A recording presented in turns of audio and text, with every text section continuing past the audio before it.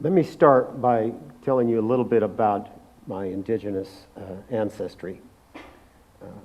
I get my tribal ancestry from my father's side of my family, and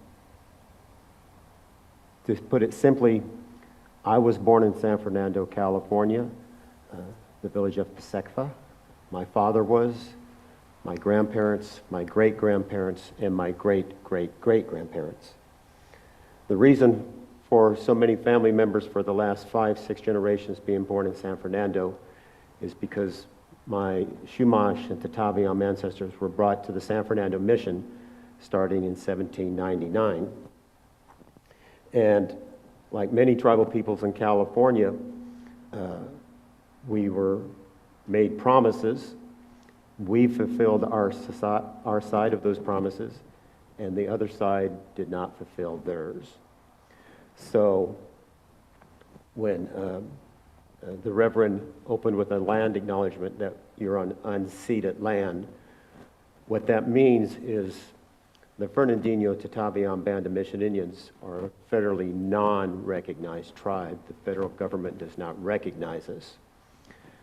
So we have never signed treaties with the U.S. government. The Ventureño Chumash from the Ventura area in Ventura County have never signed a treaty with the U.S. government.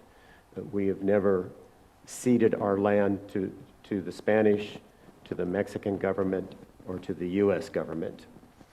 And we struggle to survive in extremely harsh conditions. I was fortunate enough recently to work with a Jewish artist at the Shalom Institute, and she graciously made up a wood plaque that I'm going to donate to Cal Lutheran here in Thousand Oaks. And on this wood plaque, we acknowledged 4 distinct groups of California indigenous people. The first group that we honor on the plaque is we honor the 150,000 California indigenous people that lost their lives during the mission period while being enslaved and due to harsh conditions during the mission period. That was half of the native population in California. The second honors the over 100,000 people, indigenous people, that lost their lives during one of the worst genocides and bounty system when California became a state in 1849 to approximately 1873. By the end of early California history, 90% of the population had died or been slaughtered. Only 5% of the population survived. The third group that we honored on this wood plaque are to all the indigenous people of California that have served in every branch of the armed services for the United States of America. And we have fought in every war and conflict honorably. My father was a Marine who fought in World War II at Saipan and Okinawa. So we honor those indigenous warriors. And then the fourth group that we honor is my group. The indigenous people that are still here today, trying to carry on our traditional ways, carrying on our traditional culture. And it is a struggle, but to show you how strong and resilient we are, like I said, by 1900, they estimate that all of the native population in California was less than 15,000. Estimates of possibly just a few hundred Chumash people in 1900, less than 100 Tataviam. Let me put that in perspective. Prior to European contact, there were over 20,000 Chumash people. By 1900, there were a couple hundred. Prior to European contact, there was 3,000 to 5,000 Tataviam people. We're a small tribe, and there was less than 100 by 1900. Today, there are over 5,000 Chumash people. Today, there are over 1,000 Tataviam tribal members for the Fernandino Tataviam Band of Mission Indians. We are a strong and resilient people. We have been for thousands of years, and we will be for thousands of years. I want to touch a little bit on where I mentioned we are a fairly non-recognized tribe, and where the donations will help is we're currently under review by the Bureau of Indian Affairs. It's an extremely complex and long process. We've been working on getting federally recognized for over 30 years, actually probably since the early 1970s when we started getting more organized. And we're at that critical point. We've been under review for the last 4 years, and it's going to take at least another 4 years. And I wanted to make sure I get this right, and this is something I don't do very often. I usually speak from the heart. But when you're a fairly non-recognized tribe, you turn in your petition explaining why you should be recognized as a tribe. Who are your tribal members? Where do we trace our ancestry back? So the Fernandino Tataviam, we are a unique group of tribal people. The word Fernandino refers to the San Fernando mission, the indigenous people that were brought to the San Fernando mission. The San Fernando mission borders 3 tribes, so they went to the south of the mission and brought in Tongva, Gabrielino, from Los Angeles area. They went to the west, to the Simi Valley area, and brought in Ventureño Chumash people. And they went north of the mission and brought in Tataviam people. Those 3 groups, those 3 tribes of tribal people intermarried. And it's something we probably have been doing for thousands of years. But during that mission period, it was very exclusive of those 3 tribes intermarrying just in order to survive. And so when we say Fernandino, we're actually talking about 3 distinct tribes. And one of the requirements of federal recognition, there's 4 areas that we're reviewed in. One is governing documents. So do we have a government? Which we do. And we turn in all of our constitution, how our Senate works. Do we have a tribal chairman or a tribal president? We have a tribal president. They were satisfied with our governing documents. Then unique membership. Are the Fernandino Tataviam Band of Mission Indians, are we unique? We can't be members of the Santa Ynez Chumash people. We can't be members of the Hopi or the Navajo or the Dene. I am just a Fernandino Tataviam Band of Mission Indian tribal member. I have Chumash and Tataviam ancestry, but I am just that one tribal member. We were able to prove that.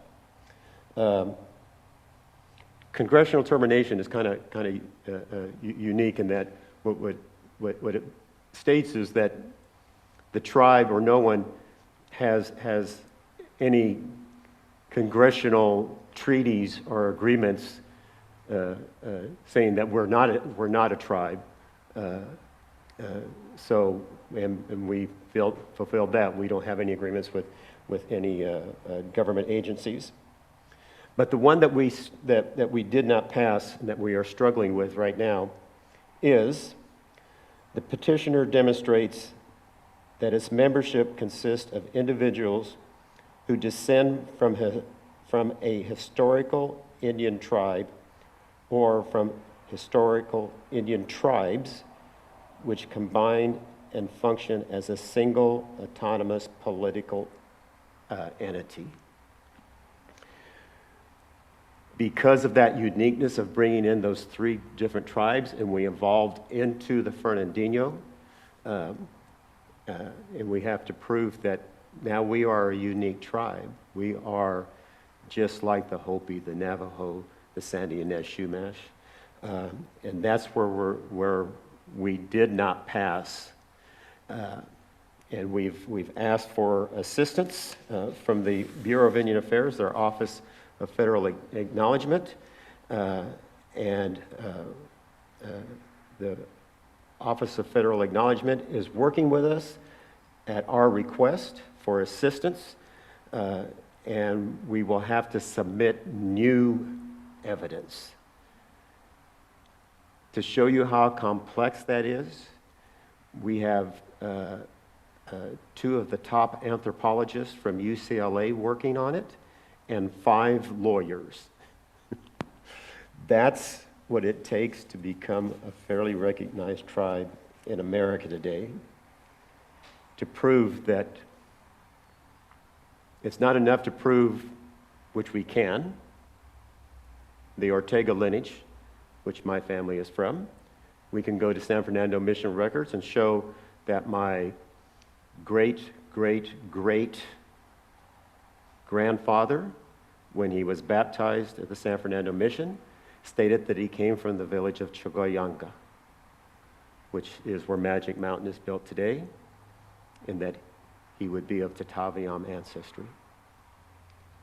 And that my great grandmother came from the village of Tapu, which is Tapo Canyon and Simi Valley. We can prove that. But we have to prove all these other things. So we are at a critical point in our petition. Do we withdraw our petition and rewrite that whole one section? Do we just make amendments to it? We only have 2 or 3 options. Whichever option we choose could either cause us to be rejected or could cause us to be approved. So when we say that we are at a highly critical time, I'm not over-exaggerating that. But I believe with all my heart, and most of our tribal members that are in my age bracket believe we don't need federal recognition.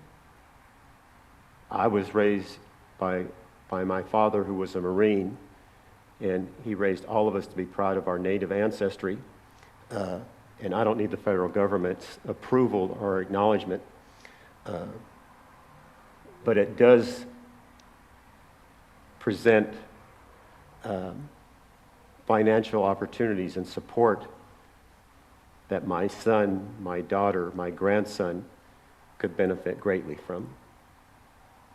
We are still 5 or 6 years away from getting fairly recognized. I'm 70 years old, so I will be an old man when we get federal recognition. Then after we get federal recognition, it will take another 4 or 5 years to get land put in trust, because we don't just go out and buy land and say, this is our reservation.